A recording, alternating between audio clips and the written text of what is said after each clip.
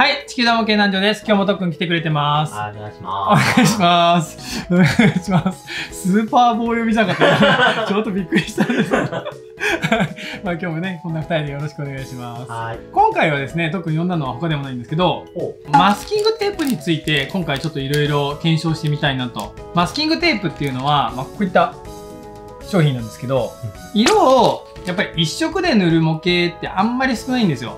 だからやっぱ塗り分けとか、特にミニ四駆とか車の模型とかだったら、塗り分けって結構必要かなと思うんですよ。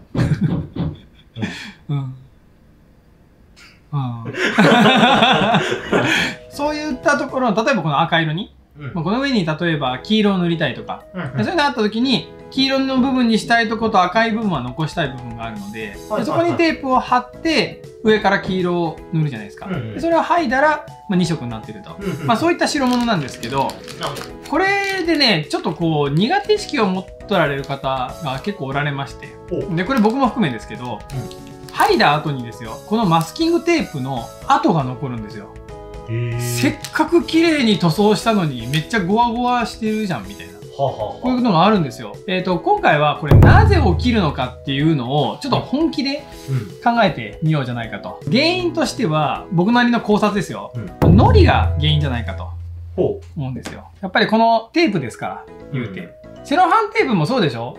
テープ剥いだらノリ残るじゃないですか。だからこのノリがね原因なんじゃないかと。でそれでメーカーさんにもいろいろ電話しました。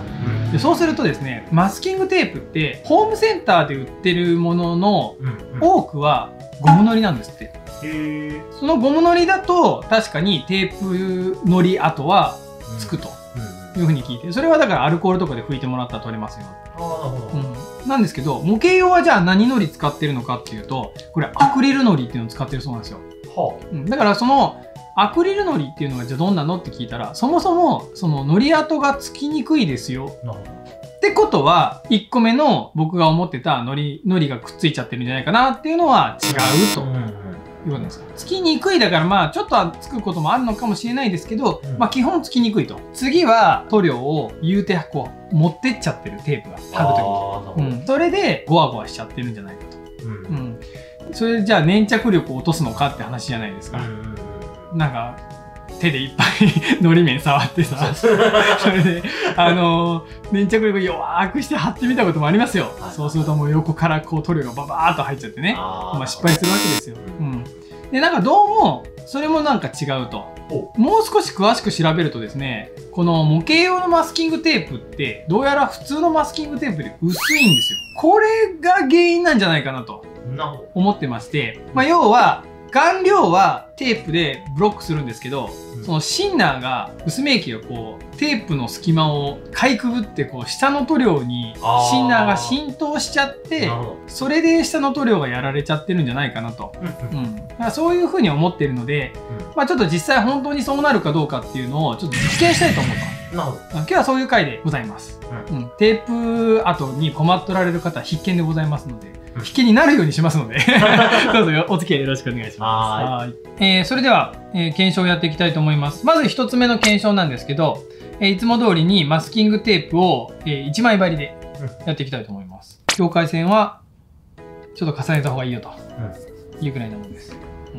これで上から青色塗ってテープ跡が残るかどうかをやってみたいと思います。はい、これはまず実験1です。はい、じゃあ実験その2です。実験その2はですね、簡単に言うとマスキングテープを二重三重に貼っていくんですけど、こう二重三重に貼っていくとこの端っこですよね、このラインがはっきりとしなくなっちゃう恐れがあるので、今回はタミヤさんの曲線用マスキングテープ、これを使っていきたいと思います。で、なんでこれを使うかと言いますと、これ素材がビニールっぽいんですよね。紙が薄くて溶剤が下に溶け込んでるんじゃないかと仮定してますので、こういうビニールを使えば1枚針でも浸透しないんじゃないかと、そういう目的でこれを使います。なるほど。でこれなんか乾燥の時に熱に弱いらしいので、なんか熱を与えるとなんかのり跡がつくらしいので、これはなんか説明書にこう書いてましたね。それも一応注意事項として言っときます。こんな感じで境界線をまずこの曲線用マスキングテープでこうピッと貼ります。まあ、あとはこんな感じで。だからこの端っこはここだよっていうのは残しながら、まあ、ただただ二重三重に貼っていくと。これで塗装してみたいと思います。まあ、塗装したプラ板に青色を塗ってみました。で、こっちが1枚しか貼ってないやつです。で、こっちがこう二重三重に重ねてるやつです。まあ、ちょっと僕も実はこれまだめくってないので、すごい楽しみなんですけど、やってみましょう、やってみましょう。ちなみにこれ1日置いてます。わ、これわかる？これテープアートめっちゃ残ってるよ。めっちゃ残ってますね。これは、これなんですよ。これに悩まされるんですよ、テープアートが。これ触ってみると、やっぱスベスベなんですよね。だからやっぱノリじゃないんですよ。アクリルのりがこう表面にくっついてるんじゃなくて、本当に塗料がなんか侵されてる感じがありますね。で、お待たせしました。こちら二重三重張りです。これで残ってたらもうすげえ、どうするんだって話になるけど。やっぱり全然、ほら。違いますね。全く残ってないね、これ。すごいすごいすごい。これだ。ててててんてててんって流れてると思う。今うちら二人でそんなに盛り上がってないけど、音楽でどうにか盛り上げてくれよ。これすごいよね、これ。いや、全然違いますね。いや、すごいすごい。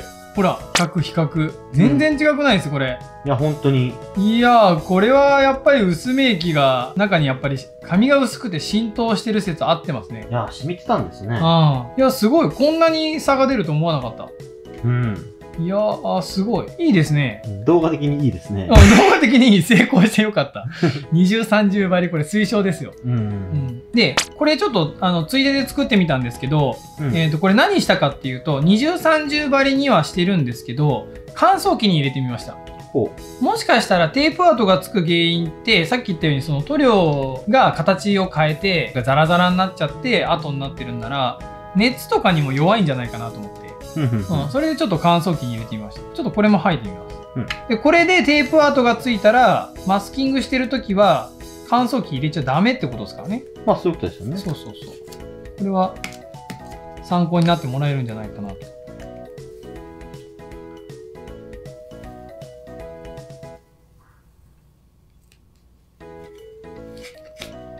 若干テープアートついた。本当ですね。ちょっとなんか残ってますね。若干だけどね。でもやっぱり自然乾燥したやつと比べたら、やっぱりちょっと。なんか跡ついてますね。なんか跡ついてるよね。だからやっぱちょっと熱にも弱いと。一枚張りと比べたら、一枚張りが一番ダメなんだけど、のり跡じゃやっぱないんだよね。テープが手にくっつくような感じは全くないんで。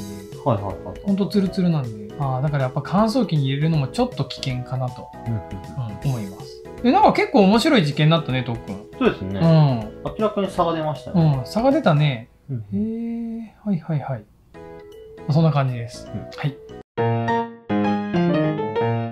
というわけで、いや、とっくん、今回の実験はもう大成功じゃないですか。まあ大成功ですね。こんなに顕著にね、現れるとは。で、ちょっとこれをまとめますと、マスキングテープっていうのは、やっぱり紙が薄くって、これ多分模型用がって言い方した方がいいと思うんですけど、模型用の、お店に売っているマスキングテープはちょっと紙が薄くて、で、溶剤を通しやすいというので、しっかり乾燥されたい方は、やっぱり二重三重と、貼った方がいいんじゃないかなと。で、どうしても、その形状的に一枚張りしかできないものってあると思うんですよ。